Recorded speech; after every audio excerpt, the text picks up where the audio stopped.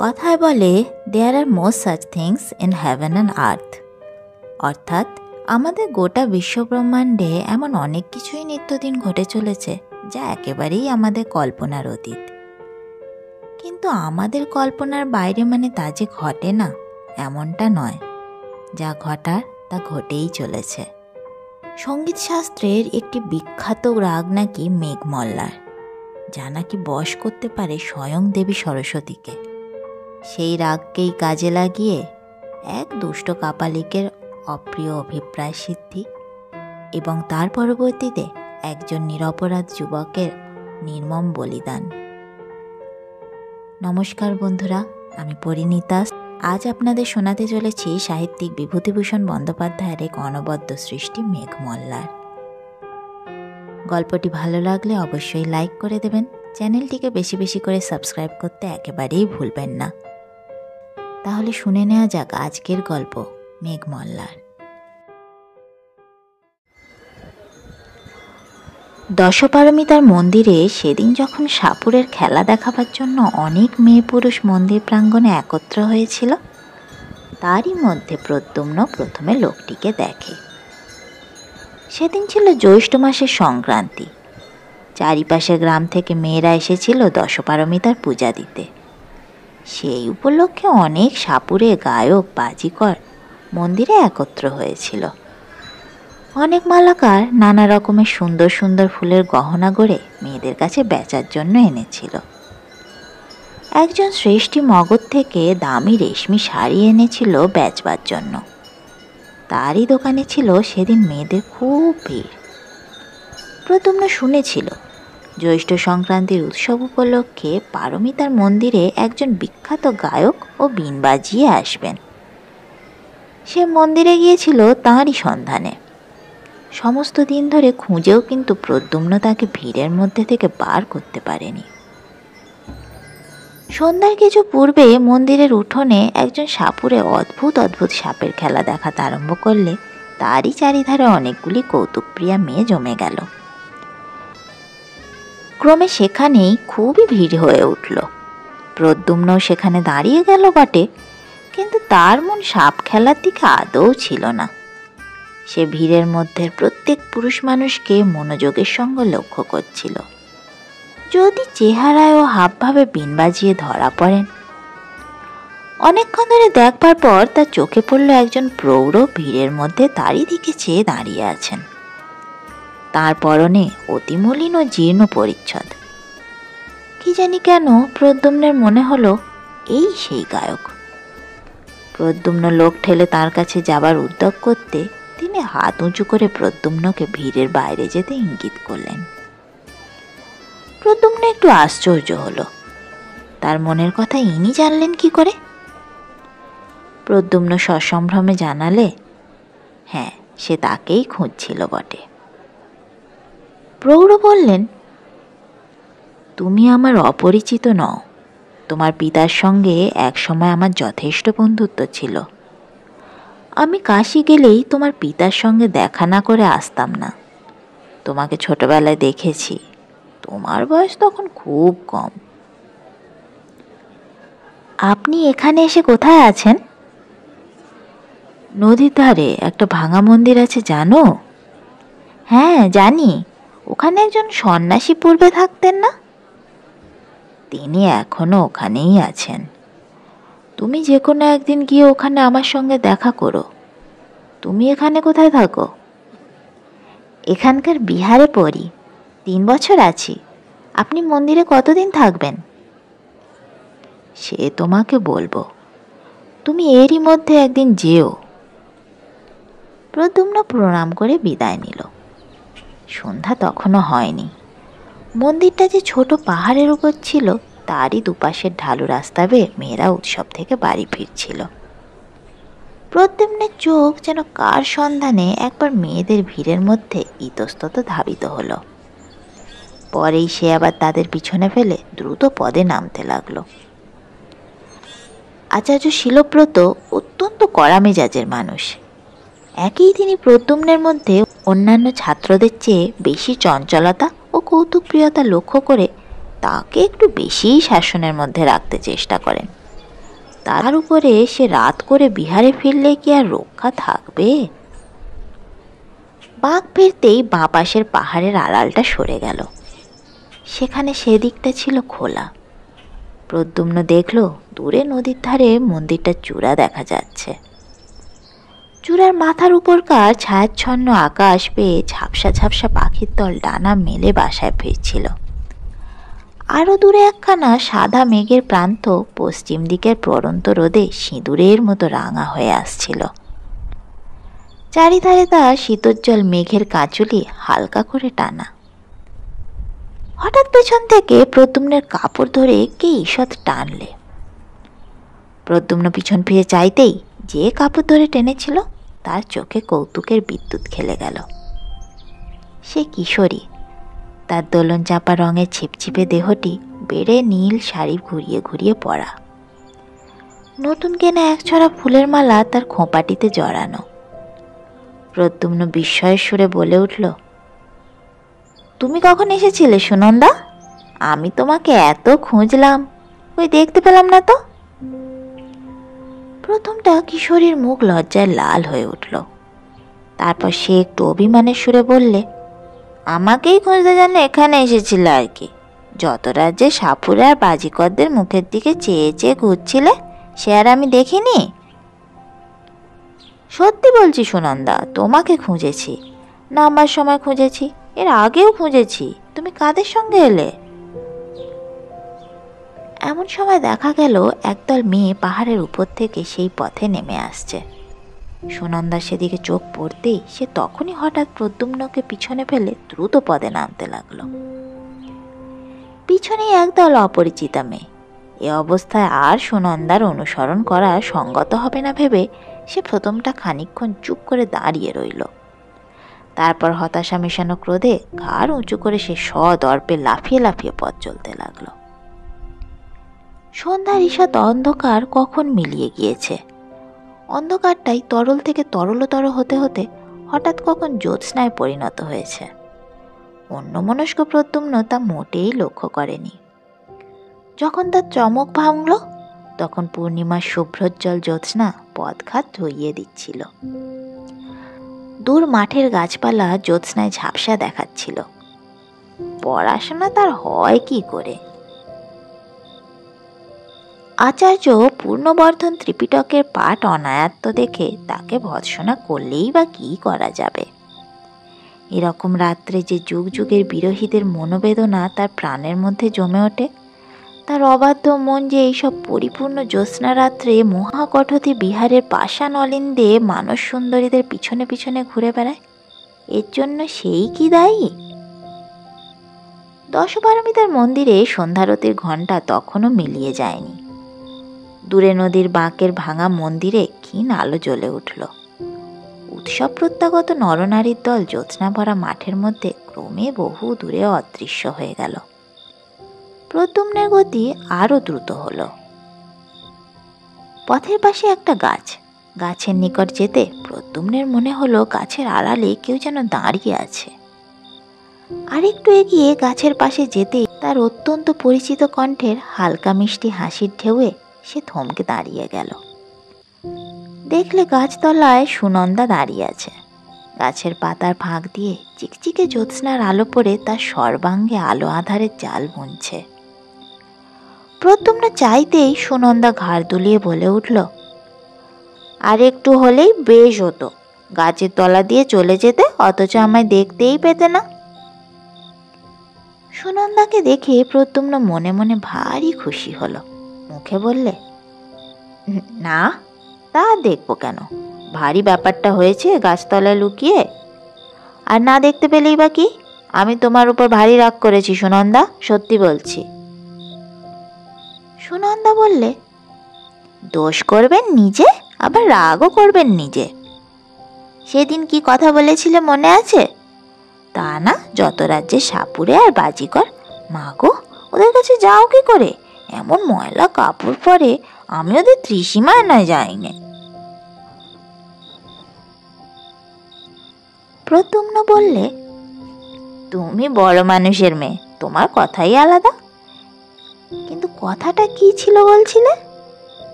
সুনন্দা বললে, যাও, আর মিথ্যে ভানে দরকার নেই। কি কথা মনে করে দেখো, সেদিন বললে না। প্রদ্যুম্ন একটুখানি ভেবে বলে উঠল, বুঝতে পেরেছি, সেই বাঁশি। সুনন্দা অভিমানের সুরে বললে, ভেবে দেখো বলেছিলে কি না, আমি দুপুরবেলা থেকে মন্দিরে এসে বসে আছি, একে তো এলেন বেলা করে, তার উপর যাও। প্রদ্যুম্ন এবার হেসে উঠল, বললে, আচ্ছা সুনন্দা, যদি তুমি আমায় দেখতেই পেয়েছিলে তো আমায় ডাকলে না কেন? সুনন্দা বললে, আমি কি একা ছিলাম? দুপুরবেলা আমি একা এসেছিলাম বটে, কিন্তু তখন তো তুমি আর আসনি, এবার আমাদের গাঁয়ের মেয়েরা সব যে এলো, কি করে ডাকবো? প্রদ্যুম্ন বললে, আচ্ছা ধরে নিলাম আমার দোষ হয়েছে, তবে তুমি যে বারবার সাপুরে আর বাজিকরদের কথা বলছো সুনন্দা, সাপুরে আর বাজিকরদের আমি খুঁজিনি। শুনেছিলাম অবন্তী থেকে একজন বড় বীণ বাজিয়ে আসবেন। তুমি তো জানো আমার অনেক দিন থেকে বীণ শেখার বড় ইচ্ছে, তাই তাদের সন্ধানে ঘুরছিলাম। তার দেখাও পেয়েছি, তিনি এখানকার নদীর ধারে দেউলে থাকেন। ভালো কথা, তোমার বাবা কোথায়? সুনন্দা বললে, বাবা ৩-৪ দিন হলো কৌশাম্বী গিয়েছেন মহারাজের ডাকে।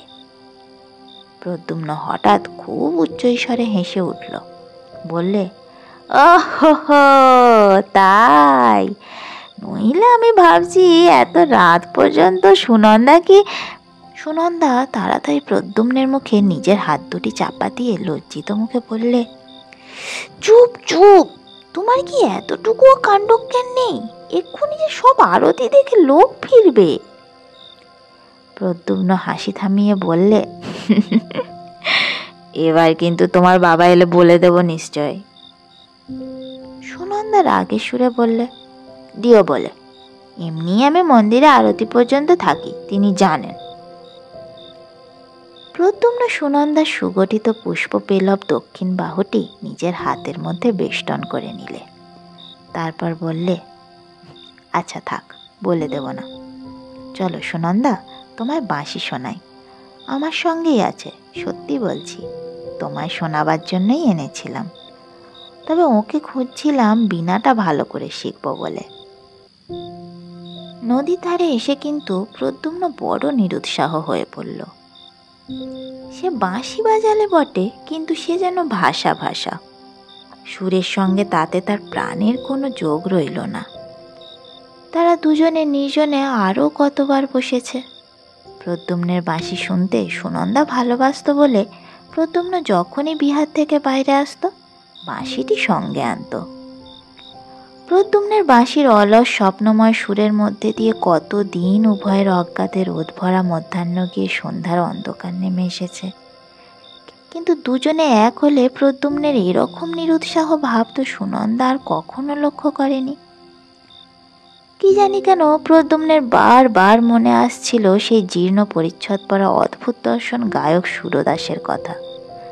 তাদের বিহারের কলাবিং ভিক্ষু বসুব্রতের আঁকা জরার চিত্রের মতোই লোকটা কেমন কুশ্রী লোল চর্ম শীর্ণ দর্শন। পুরাতন পুঁথির ভূর্জপত্রের মতো ওর পরিচ্ছদের কেমন একটা অপ্রীতিকর মেটে লাল রং। তার পরদিন সকালে প্রদ্যুম্ন নদীর ধারের ভাঙা মন্দিরে গেল। সেটা দেবমূর্তি বহুদিন অন্তর্হিত, সমস্ত গায়ে বড় বড় ফাটল, সাপখোপের বাস। নিকটবর্তী গ্রামবাসীরা সেদিকে বড় একটা কেউ আসত না। একজন আজবিক সন্ন্যাসী আজ প্রায় 7-8 মাস হলো সেখানে বাস করছেন। তাঁরই 2-4 জন অনুগত ভক্ত মাঝে মাঝে আসতো যেত বলে মন্দিরের পথ আজকাল অপেক্ষাকৃত ভালো আছে। অর্ধ অন্ধকার মন্দিরের মধ্যে প্রদ্যুম্নের সঙ্গে সুরদাসের সাক্ষাৎ হলো। সুরদাস প্রদ্যুম্নকে দেখে খুব আনন্দ প্রকাশ করলেন, তারপর বললেন, চলো বাইরে গিয়ে বসি, এখানে বড় অন্ধকার। বাইরে গিয়ে সুরদাস আলোতে প্রদ্যুম্নের মুখ ভালো করে দেখলেন, তারপর যেন আপন মনে বলতে লাগলেন, হবে, তোমার দ্বারাই হবে, আমি তা জানতাম।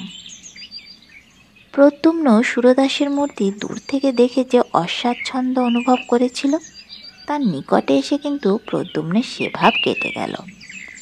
সে লক্ষ্য করলে সুরদাসের মুখশ্রী একটু কুদর্শন হলেও প্রতিভাব্যঞ্জক। সুরদাস বললেন, আমি ভাবছিলাম তুমি আজ আসবে। হ্যাঁ, তোমার পিতা তো একজন প্রসিদ্ধ গায়ক ছিলেন, তুমি নিজে কিছু শিখেছ? প্রদ্যুম্ন লজ্জিত মুখে উত্তর দিলে, একটু আধটু বাঁশি বাজাতে পারি। সুরদাস উৎসাহের সুরে বললেন, পারা তো উচিত, তোমার বাবাকে জানতো না এমন লোক এদেশে খুব কম আছে। প্রতি উৎসবেই কৌশাম্বী থেকে তোমার বাবার নিমন্ত্রণ আসতো। হ্যাঁ, আমি শুনেছি তুমি নাকি বাঁশিতে বেশ মেঘমল্লার আলাপ করতে পারো। প্রদ্যুম্ন বিনীতভাবে উত্তর দিল, বিশেষ যে কিছু জানি তা নয়, যা মনে আসে তাই বাজাই, তবে মেঘমল্লার মাঝে মাঝে বাজিয়েছি। সুরদাস বললেন, কই দেখি তুমি কেমন শিখেছ?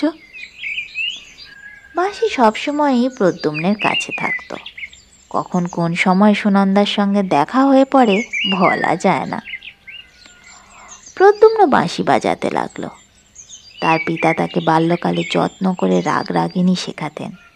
তাছাড়া সঙ্গীতে প্রদ্যুম্নের একটা স্বাভাবিক ক্ষমতাও ছিল। তার আলাপ অতি মধুর হলো। লতা পাতা ফুল ফলের মাঝখান বেয়ে উদার নীল আকাশ আর জ্যোৎস্না রাতের মর্মে ফেটে যাওয়া যে রসধারা বিশ্বে সবসময় ঝরে পড়ছে, তার বাঁশির গানে সে রস যেন মূর্ত হয়ে উঠল। সুরদাস বোধ হয় এতটা আশা করেননি। তিনি প্রদ্যুম্নকে আলিঙ্গন করে বললেন, ইন্দ্রদুম্নির ছেলে যে এমন হবে সেটা বেশি কথা নয়।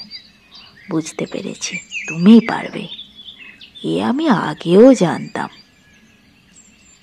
নিজের প্রশংসাবাদে প্রদ্যুম্নের তরুণ সুন্দর মুখ লজ্জায় লাল হয়ে উঠল। অন্যান্য দু এক কথার পর প্রদ্যুম্ন বিদায় নিতে উদ্যত হলে সুরদাস তাকে বললেন, শোনো প্রদ্যুম্ন, একটা গোপনীয় কথা আছে তোমার সঙ্গে আজ। তোমাকে একথা বলবো বলে পূর্বেও আমি তোমার খোঁজ করেছিলাম। তোমাকে পেয়ে খুব ভালোই হয়েছে।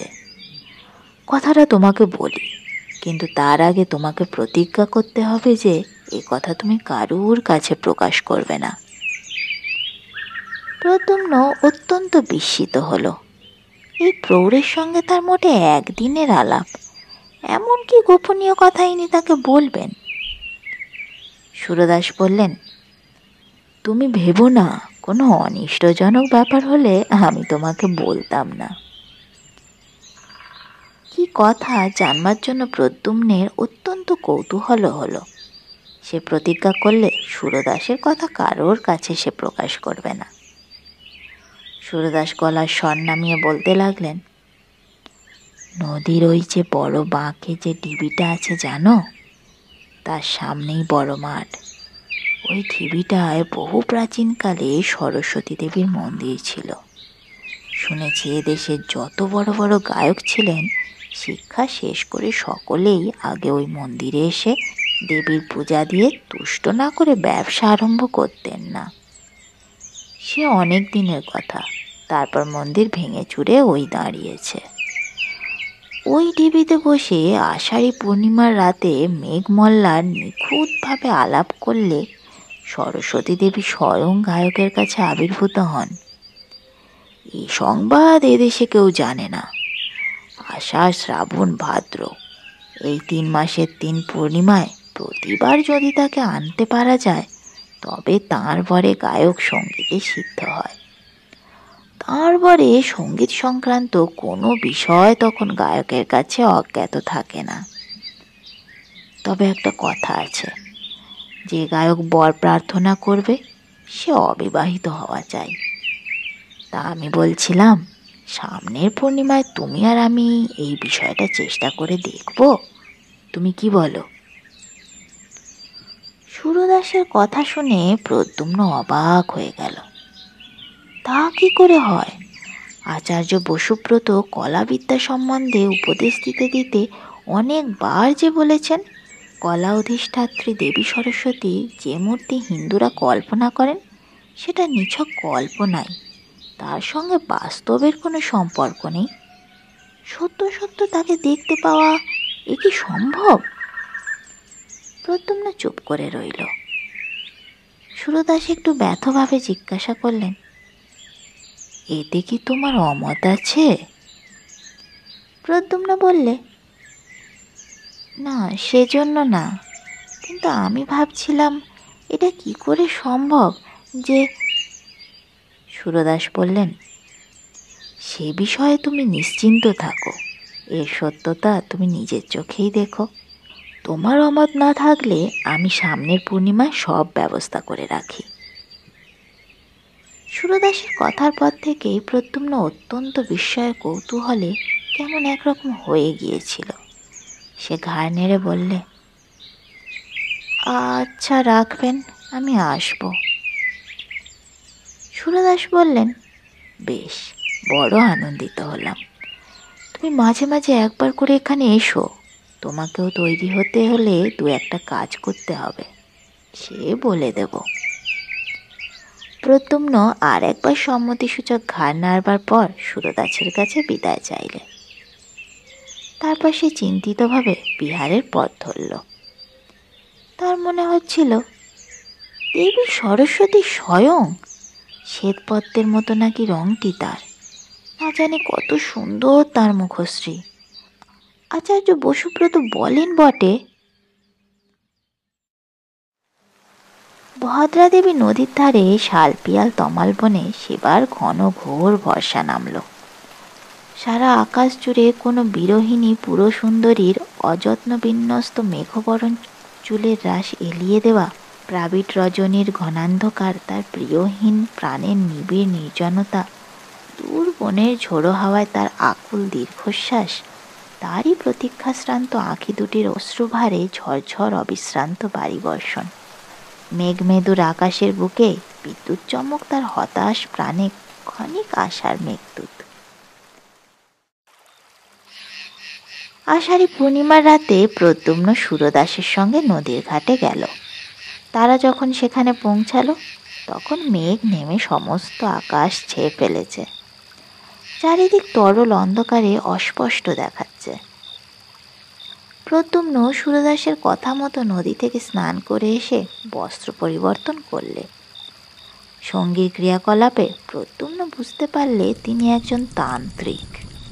তাদের বিহারে একজন ভিক্ষু ছিলেন, তিনি যোগাচার্য পদ্মসম্ভবের শিষ্য। সেই ভিক্ষুর কাছে তান্ত্রিক ক্রিয়াকলাপের কথা কিছু কিছু সে শুনেছিল। সুরদাস অনেকগুলো রক্তজবার মালা সঙ্গে করে এনেছিলেন, তার মধ্যে কতগুলো তিনি নিজে পরলেন, কতগুলো প্রদ্যুম্নকে পরতে বললেন। ছোট মরার মাথার খুলিতে তেল সলতে দিয়ে প্রদীপ জ্বালালেন। তাঁর পূজার আয়োজনে সাহায্য করতে করতে প্রদ্যুম্ন হাঁপিয়ে পড়ল। ব্যাপারটা শেষ পর্যন্ত কি দাঁড়ায় দেখবার জন্য তার মনে এত কৌতূহল হচ্ছিল যে অন্ধকার রাতে একজন প্রায় অপরিচিত তান্ত্রিকের সঙ্গে একা থাকবার ভয়ের দিকটা তার একেবারেই চোখে পড়ল না। অনেক রাত্রে হোম শেষ হলো। সুরদাস বললেন, প্রদ্যুম্ন, তুমি এবার তোমার কাজ আরম্ভ করো, আমার কাজ শেষ হয়েছে। খুব সাবধান, তোমার কৃতিত্বের উপর এর সাফল্য নির্ভর করছে। তার চোখের কেমন একটা ক্ষুধিত দৃষ্টি যেন প্রদ্যুম্নের ভালো লাগলো না, কিন্তু তবু সে বসে এক মনে বাঁশিতে মেঘমল্লার আলাপ আরম্ভ করলে। তখন আকাশ বাতাস নীরব, অন্ধকারের সামনের মাঠটায় কিছু দেখবার উপায় নেই। শালবনের ডালপালার বাতাস লেগে একরকম অস্পষ্ট শব্দ হচ্ছে। বড় মাঠের পাড়ে শালবনের কাছে দিকচক্রবালের ধারে নৈশ প্রকৃতি পৃথিবীর বুকের অন্ধকার শস্পসজ্জায় তার অঞ্চল বিছিয়েছে। শুধু বিশ্রাম ছিল না ভদ্রাবতীর, সে কোনো অনন্তের সঙ্গে নিজেকে মিশিয়ে দেবার আকুল আগ্রহে এক টানা বয়ে চলেছে। মৃদু গুঞ্জনে আনন্দ সঙ্গীত গাইতে গাইতে কুলে কুলে তাল দিতে দিতে হঠাৎ সামনের মাঠটা থেকে সমস্ত অন্ধকার কেটে গিয়ে সারা মাঠটা তরল আলোকে প্লাবিত হয়ে গেল। প্রদ্যুম্ন সবিস্ময়ে দেখলে মাঠের মাঝখানে শত পূর্ণিমার জ্যোৎস্নার মতো অপরূপ আলোকমণ্ডলে কে একজন জ্যোৎস্না বরণী অনিন্দ সুন্দরী মহিমাময়ী তরুণী। তার নিবিড় কৃষ্ণ কেশরাজিও অযত্ন বিন্যস্তভাবে তার অপূর্ব গ্রীবাদেশের পাশ দিয়ে ছড়িয়ে পড়েছে। তার আয়ত নয়নের দীর্ঘ কৃষ্ণপক্ষ যেন স্বর্গীয় শিল্পের তুলি দিয়ে আঁকা। তার তুষার ধবল বাহুবল্লী দিব্য পুষ্পভরণে মণ্ডিত। তার ক্ষীণ কোটি নীল বসনের মধ্যে অর্ধলুক্কায়িত মণিমেখলায় দীপ্তমান। তার রক্তকমলের মতো পা দুটিতে বুক পেতে নেবার জন্য মাটিতে বাসন্তী পুষ্পের দল ফুটে উঠেছে। হ্যাঁ, এই তো দেবী বাণী। এর বীণার মঙ্গল ঝঙ্কারে দেশে দেশে শিল্পীদের সৌন্দর্য তৃষ্ণা সৃষ্টিমুখী হয়ে উঠেছে। এর আশীর্বাদে দিকে দিকে সত্যের প্রাণ প্রতিষ্ঠা হচ্ছে। এরই প্রাণের ভাণ্ডারে বিশ্বের সৌন্দর্য সম্ভার নিত্য অফুরন্ত হয়েছে। শাশ্বত এর মহিমা, অক্ষয় এর দান, চিরনূতন এর বাণী। প্রদ্যুম্ন চেয়ে থাকতে থাকতে দেবীর মূর্তি অল্পে অল্পে মিলিয়ে গেল। জ্যোৎস্না আবার ম্লান হয়ে পড়ল। বাতাস আবার নিস্তেজ হয়ে বইতে লাগলো। অনেকক্ষণ প্রদ্যুম্নের কেমন একটা মোহের ভাব দূর হলো না। সে যা দেখলো এই স্বপ্ন না সত্য। অবশেষে সুরদাসের কথায় তার চমক ভাঙল। সুরদাস বললেন, আমার এখনো কাজ আছে, তুমি ইচ্ছা করলে যেতে পারো, কেমন? আমার কথা মিথ্যে নয়, দেখলে তো? সুরদাসের কথা কেমন অসংলগ্ন বোধ হতে লাগলো। তার মুখের দিকে চেয়ে প্রদ্যুম্ন দেখলে তার চোখ দুটো যেন অর্ধ অন্ধকারের মধ্যে জ্বলজ্বল করছে। তার কাছ থেকে বিদায় নিয়ে সে যখন বিহারের দিকে রওনা হলো, পূর্ণিমার চাঁদকে তখন মেঘে প্রায় ঢেকে ফেলেছে। একটু একটু জ্যোৎস্না যা আছে তা কেমন হলদে রঙের। গ্রহণের সময় জ্যোৎস্নার এরকম রং সে কয়েকবার দেখেছে। মাঠ খুব বড়, পার হতে অনেকটা সময় লাগলো। তারপর মাঠ ছাড়িয়ে বড় বনটা আরম্ভ হলো। খুব ঘন বন, শাল দেবদারু গাছের ডালপালা নিবিড় হয়ে জড়াজড়ি করে আছে। মধ্যে অন্ধকারও খুব। পাছে রাত ভোর হয়ে যায় এই ভয়ে সে খুব দ্রুত পদে যাচ্ছিল। যেতে যেতে তার চোখে পড়ল বনের মধ্যে এক স্থান দিয়ে যেন খানিকটা আলো বেরুচ্ছে। প্রথমে সে ভাবল গাছের পাতার ফাঁক দিয়ে জ্যোৎস্না এসে পড়ে থাকবে, কিন্তু ভালো করে লক্ষ্য করে দেখে বুঝল যে সে আলো জ্যোৎস্নার আলোর মতো নয়, বরং কৌতূহল অত্যন্ত হওয়াতে পথ ছেড়ে সে বনের মধ্যে ঢুকে পড়ল। যে পিপ্পল গাছের সারির ফাঁক দিয়ে আলো আসছিল তার কাছে গিয়ে গুঁড়ির ফাঁক দিয়ে উঁকি মেরে প্রদ্যুম্ন অবাক হয়ে দাঁড়িয়ে রইল। এ কি, একেই তো সে এইমাত্র মাঠের মধ্যে দেখেছে। এই সেই অপরূপ সুন্দরী নারী তো। অদ্ভুত, সে দেখলে যাকে এইমাত্র মাঠের মধ্যে দেখেছে সেই অপরূপ দ্যুতিশালিনী নারী বনের মধ্যে চারিধারে ঘুরে বেড়াচ্ছেন। জোনাকি পোকার হুল থেকে যেমন আলো বার হয়, তাঁর সমস্ত অঙ্গ দিয়ে তেমনি একরকম স্নিগ্ধোজ্জ্বল আলো বেরুচ্ছে। অনেক দূর পর্যন্ত বন সে আলোয় উজ্জ্বল হয়ে উঠেছে।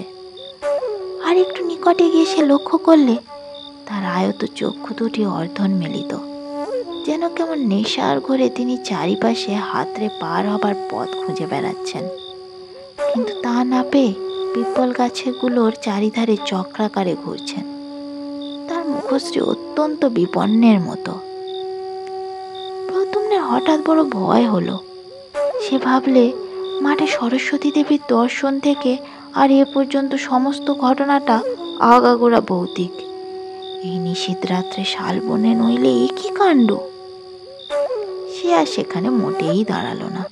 বন থেকে পার হয়ে দ্রুত হাঁটতে হাঁটতে যখন সে বিহারের উদ্যানে এসে পৌঁছালো, ম্লান চাঁদ তখন কুমার শ্রেণীর পাহাড়ের পিছনে অস্ত যাচ্ছে।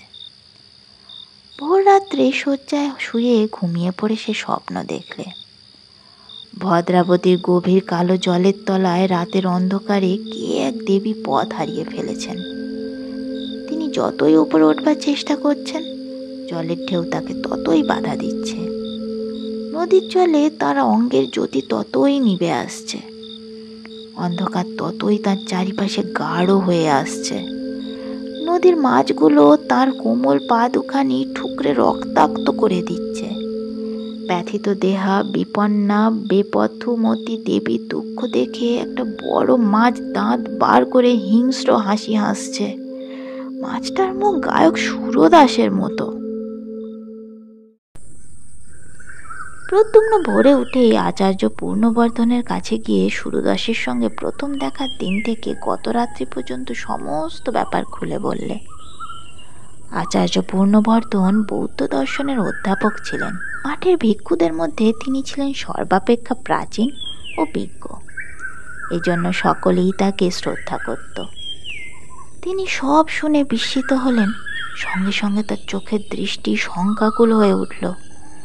জিজ্ঞাসা করলেন, এ কথা আগে জানাওনি কেন?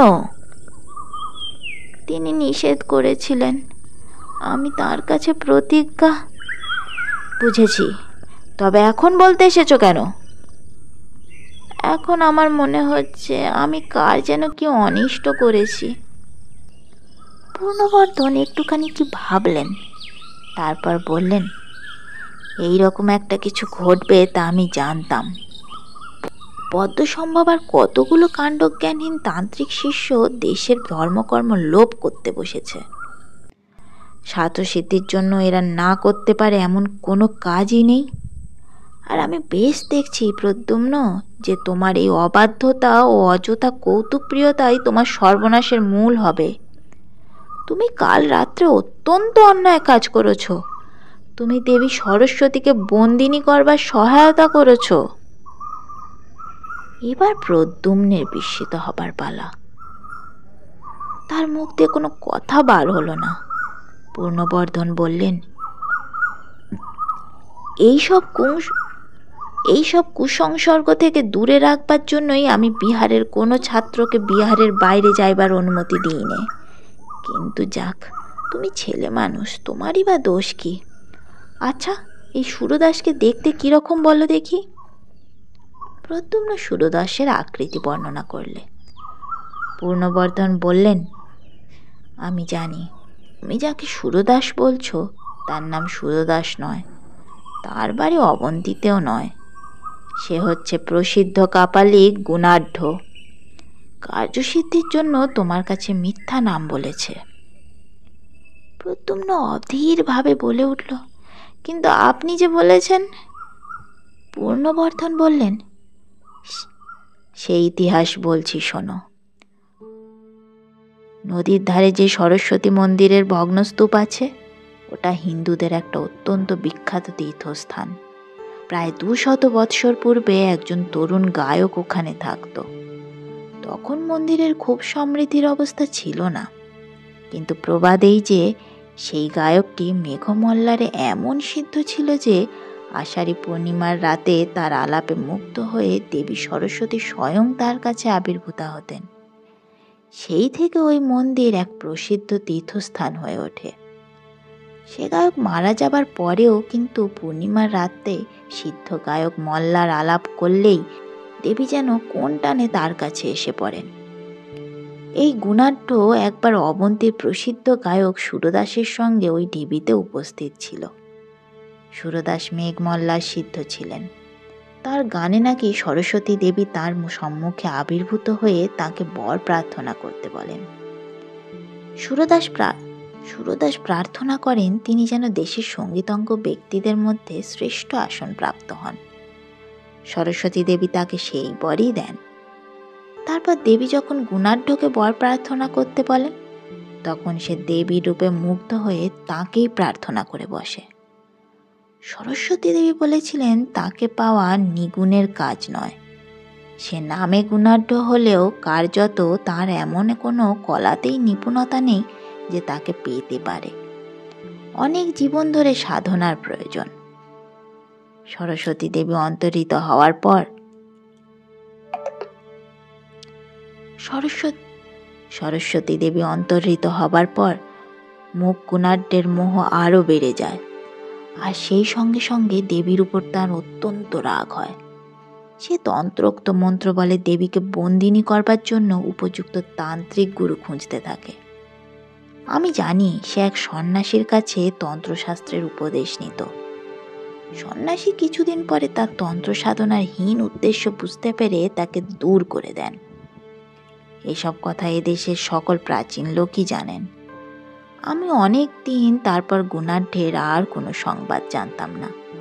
ভেবেছিলাম এদেশ থেকে চলে গিয়েছে, কিন্তু এখন তোমার কথা শুনে আমার মনে হচ্ছে কাল রাত্রে সে কৃতকার্য হয়েছে বোধহয়। এতদিন ওই উদ্দেশ্যেই সে কোথাও তন্ত্র সাধনা করছিল। যাক, তুমি এক্ষুনি গিয়ে সন্ধান করো মন্দিরে সে আছে কিনা, থাকে যদি আমায় সংবাদ দিও। প্রদ্যুম্ন সেখানে আর এক মুহূর্তও দাঁড়ালো না। সে ছুটে গিয়ে বিহারের উদ্যানে পড়ল। তখন রোদ বেশ ফুটে উঠেছে। বিহারের পাঠার্থীদের সমবেত কণ্ঠে স্তোত্রগান তার কানে আসছিল। যে ধম্মা হেতুপপভা তেসং হেতুং তথাগতাঃ তেসঞ্চ যে নিরোধ এবং বাদি মহাসমন।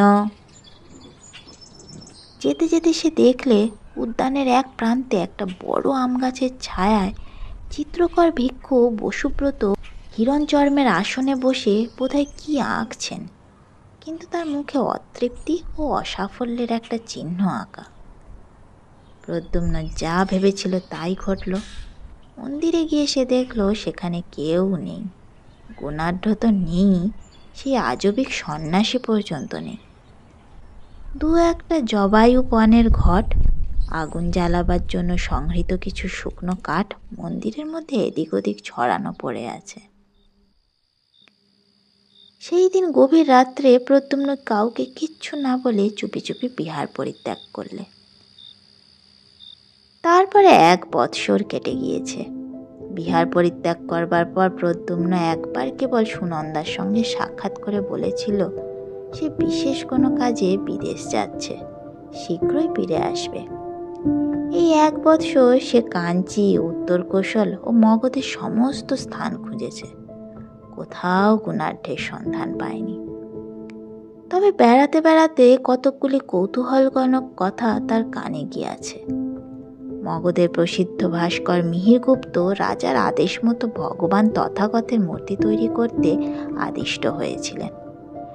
1 বৎসর পরিশ্রম করে তিনি যে মূর্তি গড়ে তুলেছেন তার মুখশ্রী এমন রূঢ় ও ভাবহীন হয়েছে যে তা বুদ্ধের মূর্তি কি মগধের দস্যু দমনকের মূর্তি তা সে দেশের লোক ঠিক বুঝতে পারছে না। তক্ষশিলার বিখ্যাত দার্শনিক পণ্ডিত যমুনাচার্য মীমাংসা দর্শনের ভাষ্য প্রণয়ন করতে নিযুক্ত হয়েছিলেন। হঠাৎ তার নাকি এমন দুর্দশা ঘটেছে যে তিনি আর সূত্রের অর্থ করে উঠতে না পেরে আবার বৈদিক ব্যাকরণের সুবন্ত প্রকরণ থেকে পড়তে আরম্ভ করেছেন। চিত্রাবিদ্যা শিক্ষক ভিক্ষু বসুব্রত বুদ্ধ ও সুজাতা নামক এক চিত্রখানা বৎসরাবধি চেষ্টা করেও মনের মতো করে এঁকে উঠতে না পেরে বিরক্ত হয়ে ওদিক ছেড়ে দিয়ে সম্প্রতি নাকি শকুন শাস্ত্রের চর্চায় অত্যন্ত উৎসাহ দেখাচ্ছেন। একদিন প্রদ্যুম্ন সন্ধান পেলে উরুবি গ্রামের কাছে এক নির্জন স্থানে একজন গো চিকিৎসক এসে বাস করছেন। তার চেহারার বর্ণনার সঙ্গে সুরদাসের আকৃতির অনেকটা মিল হলো। তখনই সে গ্রামে গিয়ে অনেককে জিজ্ঞাসা করলে, কিন্তু গো চিকিৎসকের সন্ধান কেউ দিতে পারলে না। সেদিন ঘুরতে ঘুরতে অবসন্ন অবস্থায় উরুবিন্দ গ্রামের প্রান্তের এক বড় বট গাছের ছায়ায় সে বসেছে। সন্ধ্যা তখন নামেনি। ঝিরঝিরে বাতাসে গাছে পাতাগুলো নাচছে। পাশে মাঠে পাকা শস্যের শীষগুলো সোনার মতো চিকমিক করছে। একটু দূরে একটা ডোবার মতো জলাশয়ে বিস্তর কদম ফুল ফুটে আছে। অনেক বন্য হংস তার জলে খেলা করছে। সামনে একটু দূরে একটা ছোট পাহাড়, পাহাড়ের গায়ে একটা ঝর্ণা। পাহাড়ের নিচে এক জায়গায় ঝর্ণার জল খানিকটা আটকে গিয়ে ওই ডোবার মতো জলাশয়টা তৈরি করেছে। প্রদ্যুম্নের হঠাৎ চোখ পড়ল। পাহাড়ের গা বেয়ে ধাপে ধাপে ঘটকক্ষে এক স্ত্রীলোক নেমে আসছেন। দেখে তার কেমন সন্দেহ হওয়াতে সে এগিয়ে গেল। ডোবার একদিকের উঁচু পাড়ে গিয়ে দেখেই তার মাথাটা যেন ঘুরে উঠল। এই তো তিনি, ভদ্রাবতীর তীরে শালবনে ইনিই তো পথ হারিয়ে ঘুরছিলেন। মাঠের মধ্যে জ্যোৎস্না রাতে একেই তো সে দেখেছিল, তবে তার অঙ্গে সে জ্যোতি এক কণাও আর নেই। পরনে অতি মলিন এক বস্ত্র, কিন্তু সেই চোখ, সেই সুন্দর গঠন। দাঁড়িয়ে দাঁড়িয়ে দেখে তার আর কোনো সন্দেহই রইল না যে এই তিনি। তার মনের মধ্যে গোলমাল বেঁধে গেল।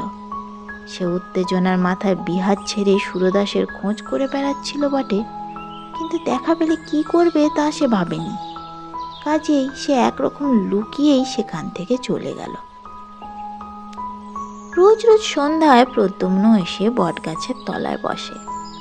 রোজ সন্ধ্যার আগে দেবী পাহাড়ের গায়ের পথ বেয়ে নেমে আসেন, আবার সন্ধ্যার সময় ঘটকক্ষে ধাপে ধাপে উঠে চলে যান। সে রোজ বসে দেখে। এইরকম কিছুদিন কেটে গেল। একদিন প্রদ্যুম্ন মাঠের গাছতলায় চুপ করে বসে আছে। এমন সময় দেবী জলাশয়ে নামলেন। সেও কি ভেবে ডোবার এদিকের পাহাড়ের দিকে দাঁড়ালো। দেখলে দেবী ঘট নামিয়ে রেখে কুদুম ফুল সংগ্রহে বড় ব্যস্ত। একটা বড় ফুল জলাশয়ের এপারের দিকে এগিয়ে বেশি জলে ফুটেছিল।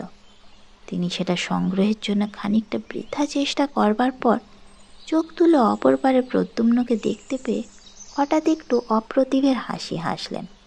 তারপর হাসি মুখে তার দিকে চেয়ে বললেন, ফুলটা আমায় তুলে দেবে? দিই যদি আপনি এক কাজ করেন। কি বলো? আমায় কিছু খেতে দেবেন? আমি সমস্ত দিন কিচ্ছু খাইনি। দেবীর মুখে ব্যথার চিহ্ন দেখা দিল। বললেন, আহা, তা এতক্ষণ বলনি কেন? এপারে এসো, থাকবে ফুল। প্রদ্যুম্ন জলে নেমে ফুলটা সংগ্রহ করে ওপারে গেল। দেবী বললেন, তুমি মাঠের মাঝের ওই বড় গাছটার তলায় রোজ বসে থাকো না? হ্যাঁ, আমিও দেখি আপনি সন্ধ্যার সময় রোজই জল নিতে আসেন। দেবী হাসি মুখে বললেন, ওই পাহাড়ের উপর আমার ঘর। তুমি এসো আমার সঙ্গে, তোমায় খেতে দিই গে। হঠাৎ দেবী কেমন এক প্রকার বিহ্বল চোখে চারিদিকে চাইলেন। তারপর পাহাড়ের গায়ে কাটা ধাপ পেয়ে উঠতে লাগলেন। প্রদ্যুম্ন পিছনে পিছনে চলল। পাহাড়ের উপর দিয়ে উঠে একটু দূরে বুনো বাঁশ ছাড়ের আড়ালে বেশ পরিষ্কার পরিচ্ছন্ন একটা ছোট কুটির। দেবী বন্ধ দুয়ার খুলে ঘরের মধ্যে গিয়ে প্রদ্যুম্নকে বললেন, এসো। প্রদ্যুম্ন দেখলে কুটিরে কেউ নেই। জিজ্ঞাসা করলে, আপনি কি এখানে একা থাকেন? দেবী বললেন, না, এক সন্ন্যাসী আমায় এখানে সঙ্গে করে এনেছেন। তিনি কি করেন জানি নে, কিন্তু মাঝে মাঝে এখান থেকে চলে যান। 5-6 দিন পরে আসেন। তুমি এখানে বসো। দেবী মাটির ঘট পূর্ণ করে তাকে জবাক পান করতে দিলেন। স্বাদ অমৃতের মতো। এমন সুস্বাদু জবাথু সে পূর্বে কখনো পান করেনি। প্রদ্যুম্নের মনে হলো, যদি আচার্য পূর্ণবর্ধনের কথা সত্য হয়, আর যদি সে স্বচক্ষে যা দেখছে তা ইন্দ্রজাল না হয়, তবে এই তো দেবী সরস্বতী তার সামনে। তার জানবার কৌতূহল হলো, ইনি নিজের সম্বন্ধে কি বলেন। সে জিজ্ঞাসা করলে, আপনারা এর আগে কোথায় ছিলেন? আপনার দেশ কোথায়? দেবী কাঠের বড় পাত্রে সযত্নে স্যুপ ও অন্ন পরিবেশনে ব্যস্ত ছিলেন। প্রশ্ন শুনে বিস্ময়পূর্ণ দৃষ্টিতে তিনি প্রদ্যুম্নের দিকে চেয়ে বললেন, আমার কথা বলছো? আমার দেশ কোথায় জানি নে। আমি নাকি বিদিশার পথের ধারে এক ভাঙা মন্দিরে অচেতন অবস্থায় পড়েছিলাম। সন্ন্যাসী আমায় এখানে উঠিয়ে এনেছেন, সেই থেকে এখানেই আছি। তার আগে কোথায় ছিলাম তা আমার মনে পড়ে না। তিনি তিনি অন্যমনস্কভাবে বাইরে সাঁঝের রক্তিম আকাশ যেখানে উরুবিন্দ গ্রামের প্রান্তর বনরেখায় মাথায় সূর্য হেলে পড়েছেন সেই দিকে চেয়ে রইলেন। চেয়ে চেয়ে কী মনে আনবার চেষ্টা করলেন, বোধহয় মনে এলো না। হঠাৎ কি ভেবে তার পদ্মের পাপড়ির মতো চোখ দুটি বেয়ে ঝরঝর করে জল ঝরে পড়ল। তাড়াতাড়ি আঁচলে চোখ মুছে তিনি প্রদ্যুম্নের সামনে অন্নপূর্ণ কাঠের থালা রাখলেন। বললেন, খাবার জিনিস কিছুই নেই, তুমি রাত্রে এখানে থাকো, আমি পদ্মের বীজ শুকিয়ে রেখেছি, তাই দিয়ে রাত্রে পায়েস তৈরি করে খেতে দেব, সকালে যেও। প্রদ্যুম্নের চোখে জল আসছিল। ওগো বিশ্বের আত্মবিস্মৃতা সৌন্দর্য লক্ষ্মী, বিদিশার মহারাজের আর মহাশ্রেষ্ঠীর সমবেত রত্নভাণ্ডার তোমার পায়ের এক কোণা ধুলোর যোগ্যও নয়। সে দেশের পথের ধুলো এমন কি পুণ্য করেছে মা যে তুমি সেখানে পড়ে থাকতে যাবে? খাওয়া শেষ হলে প্রদ্যুম্ন বিদায় চাইলে। দেবীর চোখে হতাশার দৃষ্টি ফুটে উঠল। বললেন, থাকো না কেন রাত্রে, আমি রাত্রে পায়েস রেঁধে দেব।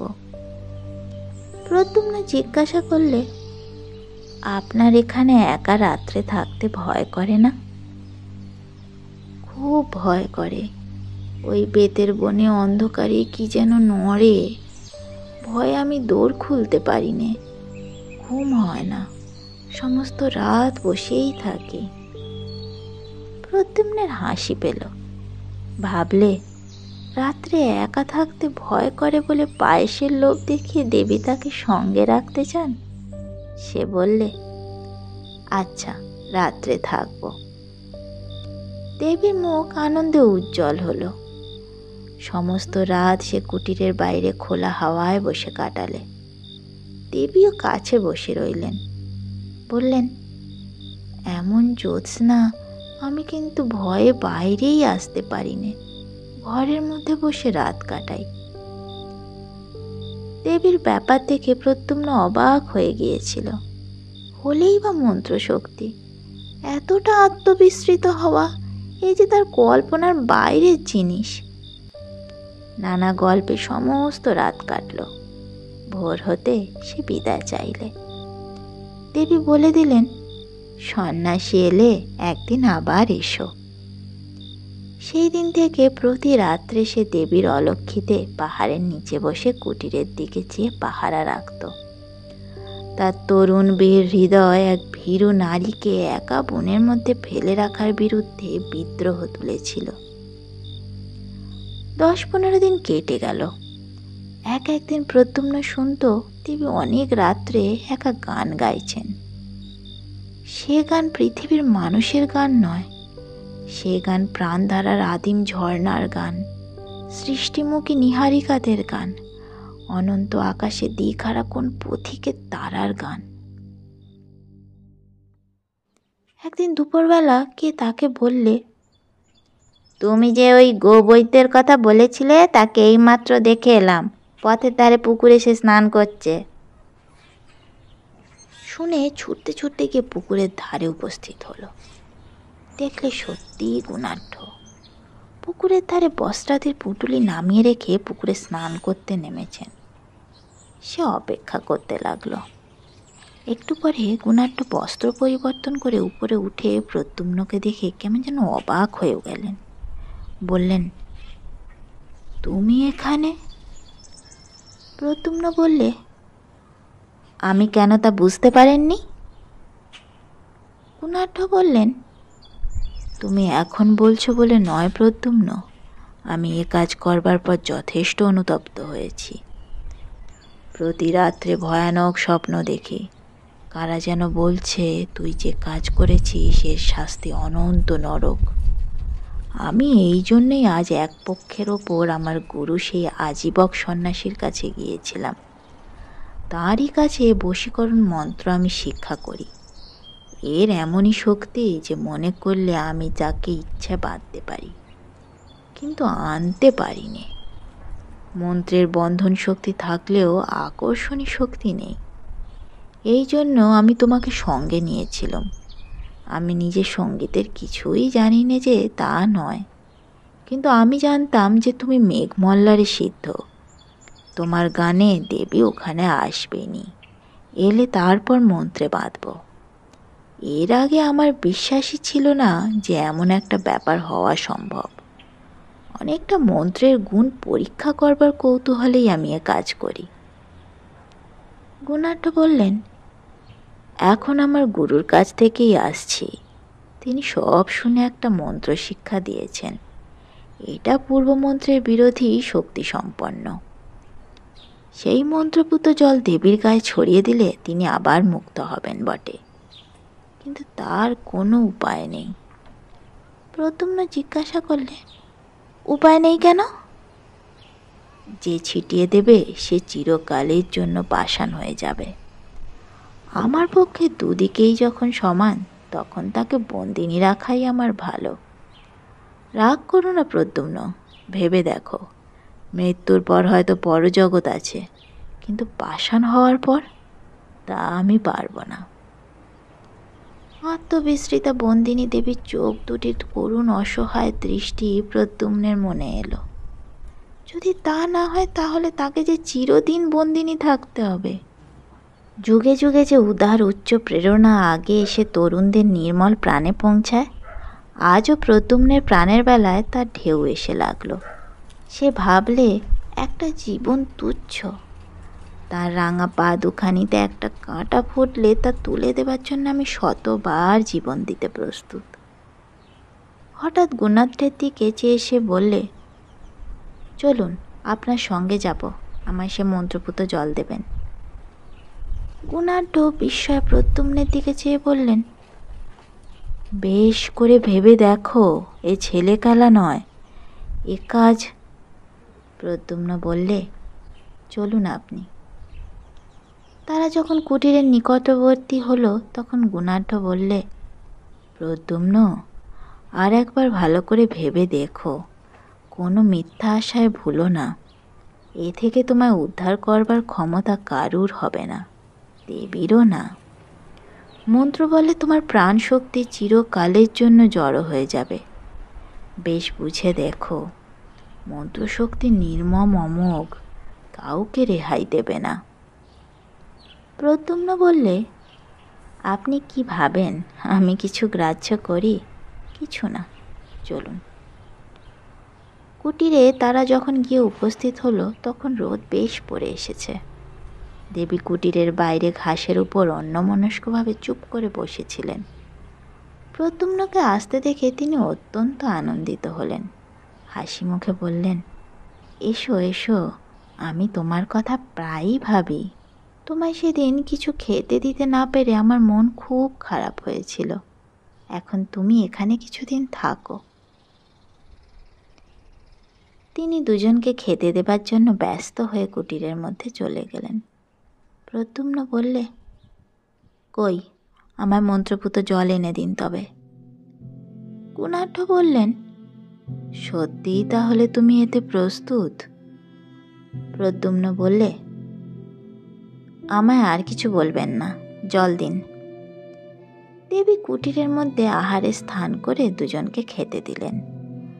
আহারাদি যখন শেষ হলো তখন সন্ধ্যার আর বেশি দেরি নেই। বেতসবনে ছায়া নেমে আসছে। রাঙা সূর্য আবার উরুবিন্দ গ্রামের উপর ঝুলে পড়েছে। গোধূলির আলোয় দেবীর মুখপদ্মে অপরূপ শ্রী ফুটে উঠল। তারপর তিনি ঘটকক্ষে প্রতিদিনের মতো নিচের ঝর্ণার জল আনতে নেমে গেলেন। গুণাঢ্য বললেন, আমি এখান থেকে আগে চলে যাই, তারপর এই ঘটপূর্ণ জল দেবীর গায়ে ছিটিয়ে দিও। তার চক্ষু অপূর্ণ হলো। আবেগ ভরে তিনি প্রদ্যুম্নকে আলিঙ্গন করে বললেন, আমি কাপুরুষ, আমার সে সাহস নেই, নইলে। তিনি কুটিরের মধ্যে তাঁর দ্রব্যাদি সংগ্রহ করে নিলেন। তারপর সরু পথ পেয়ে বেদবনের ধার দিয়ে পাহাড়ের অপর পারে চলে গেলেন। তারই নিচে একটু দূরে মগধ থেকে বিদিশা যাওয়ার রাজবক্স। প্রদ্যুম্ন চারিদিকে চেয়ে বসে বসে ভাবলে, ওই নীল আকাশের তলে 20 বৎসর আগে সে মায়ের কোলে জন্মেছিল। তার সে মা বারাণসীতে তাদের গৃহটিতে বসে বাতায়ন পথে সন্ধ্যার আকাশের দিকে চেয়ে হয়তো প্রবাসী পুত্রের কথাই ভাবছেন। মায়ের মুখখানি একবার শেষবারের জন্য দেখতে তার প্রাণ আকুল হয়ে উঠল। ওই পূর্ব আকাশের নবমীর চাঁদ কেমন উজ্জ্বল হয়েছে। মগধ যাবার রাজপথে গাছের সারির মাথায় একটা তারা ফুটে উঠল। বেদবনের বেদডাঁটাগুলো তরল অন্ধকারে আর ভালো দেখা যায় না। প্রদ্যুম্নের চোখ হঠাৎ অপূর্ণ হলো। সেই সময় সে দেখলে দেবী জল নিয়ে পাহাড়ের গা বেয়ে উঠে আসছেন। মন্ত্রপুত জলপূর্ণ ঘট সে মাটিতে নামিয়ে রেখেছিল। দেবীকে আসতে দেখে সে তা হাতে তুলে নিল। দেবী কুটিরের সামনে এলেন। তার হাতে অনেকগুলো আধফোঁটা কুমুদ ফুল। প্রদ্যুম্নকে জিজ্ঞাসা করলেন, সন্ন্যাসী কোথায়? প্রদ্যুম্ন বললে, তিনি আবার চলে গেলেন, আজ আর আসবেন না। তারপর সে গিয়ে দেবীর পায়ের ধুলো নিয়ে তাকে প্রণাম করে বললে, মা, না জেনে তোমার উপর অত্যন্ত অন্যায় আমি করেছিলাম।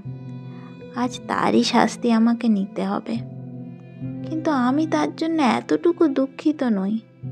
যতক্ষণ জ্ঞান লুপ্ত হয়ে না যায় ততক্ষণ এই ভেবে আমার সুখ যে বিশ্বের সৌন্দর্য লক্ষ্মীকে অন্যায় বাঁধন থেকে মুক্ত করার অধিকার আমি পেয়েছি।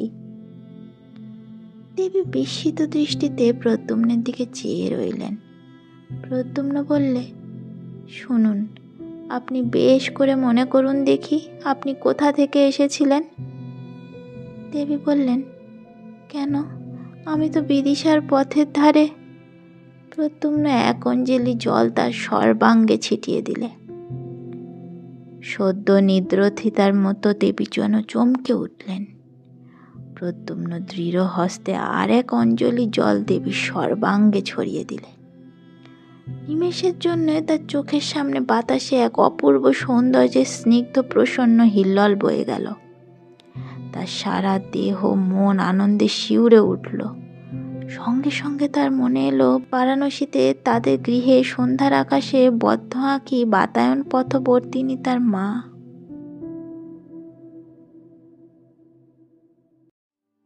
কুমার শ্রেণীর বিহারে আচার্য শীলব্রতের কাছে একটি মেয়ে অল্প বয়সে দীক্ষা গ্রহণ করে।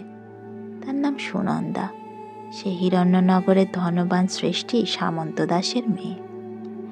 পিতামাতার অনেক অনুরোধ সত্ত্বেও মেয়েটি নাকি বিবাহ করতে সম্মত হয়নি। অত্যন্ত তরুণ বয়সে প্রবজ্জা গ্রহণ করায় সে বিহারের সকলের শ্রদ্ধার পাত্রী হয়ে উঠেছিল। সেখানে কিন্তু কারো সঙ্গে সে মিশত না তেমন। সর্বদাই নিজের কাজে সময় কাটাতো আর সর্বদাই কেমন অন্যমনস্ক থাকত। জ্যোৎস্না রাতে বিহারের নির্জন পাষাণ অলিন্দে দাঁড়িয়ে দাঁড়িয়ে সে আপন মনে প্রায়ই কি ভাবত। মাঠের জ্যোৎস্না জাল কাটিয়ে অনেক রাত্রে কাউকে বিহারের দিকে আসতে দেখলে সে এক দৃষ্টে সেদিকে চেয়ে থাকত, যেন কতদিন আগে তার সে প্রিয় আবার আসবে বলে চলে গিয়েছিল। তারই আসবার দিন গুনে গুনে শ্রান্ত শান্ত স্থির পথ যাওয়া। প্রতি সকালে সে কার প্রতীক্ষায় উন্মুক্ত হয়ে রইত। সকাল কেটে গেলে ভাবতো বিকালে আসবে, বিকাল কেটে গেলে ভাবতো সন্ধ্যায় আসবে। দিনের পর দিন, মাসের পর মাস, এরকম কত সকাল সন্ধে কেটে গেল, কেউ এলো না। তবু মেয়েটি ভাবতো আসবে, আসবে, কাল আসবে। পাতার শব্দে চমকে উঠে চেয়ে দেখতো, এতদিনে বুঝি এলো। এক এক রাত্রে সে বড় অদ্ভুত স্বপ্ন দেখত। কোথাকার কোনো এক পাহাড়ের ঘন বেতের জঙ্গল আর বাঁশের বনের মধ্যে লুকানো এক অর্ধভগ্ন পাষাণ মূর্তি। নিঝুম রাতে সে পাহাড়ের বেত গাছ হাওয়ায় দুলছে, বাঁশ বনে শিরশির শব্দ হচ্ছে।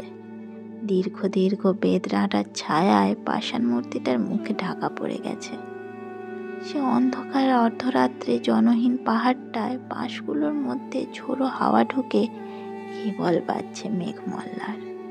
ভোরে উঠে রাতের স্বপ্ন ভেবে আশ্চর্য হয়ে যেত, কোথায় পাহাড়, কোথায় বেদবন, কার ভাঙা মূর্তি? কিসের এসব অর্থহীন দুঃস্বপ্ন?